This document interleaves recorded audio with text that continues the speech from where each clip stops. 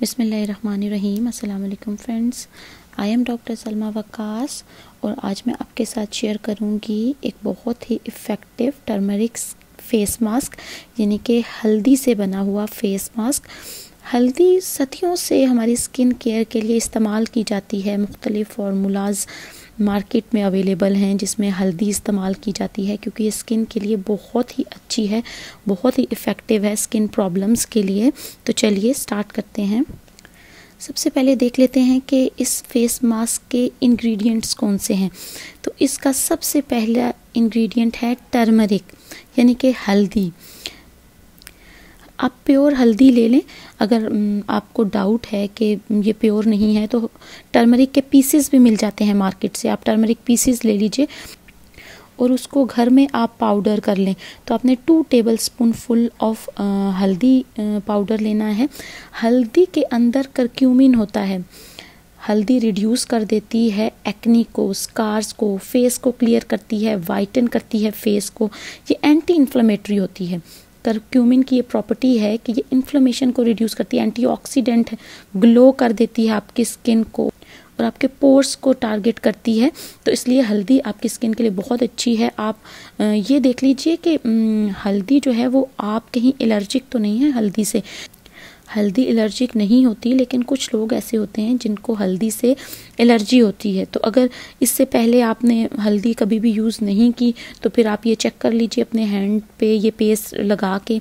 और अगर आपको किसी किस्म की कोई रेड पैचेस नज़र आते हैं या आपको रैशेस फील होती हैं तो फिर आप ये हल्दी नहीं यूज़ करेंगे, फिर आप ये मास्क नहीं यूज़ कर सकते।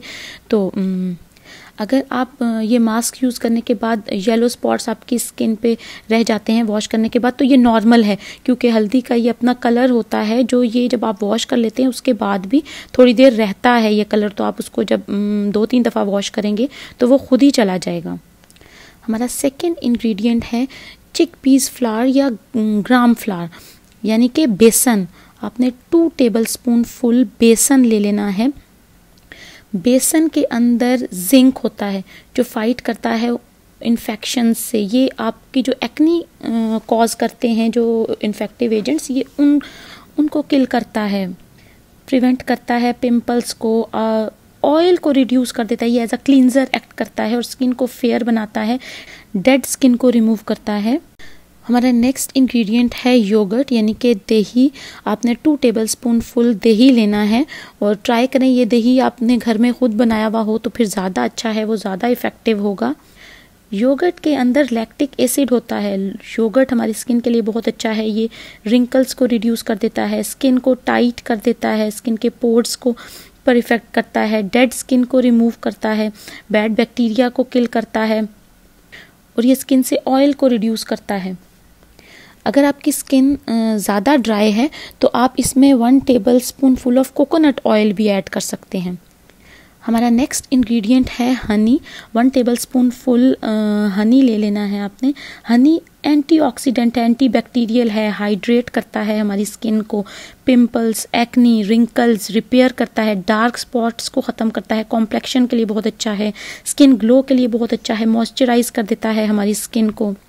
आप उसके बाद अपनी इस पेस्ट की कंसिस्टेंसी मेंटेन करने के लिए इसमें मिल्क यूज़ करेंगे। मिल्क के अंदर भी लैक्टिक एसिड होता है इसलिए ये as a skin toner act करता है। तो ये थे हमारे इंग्रेडिएंट्स। अब देख लीजिए कि इसको बनाना कैसे है।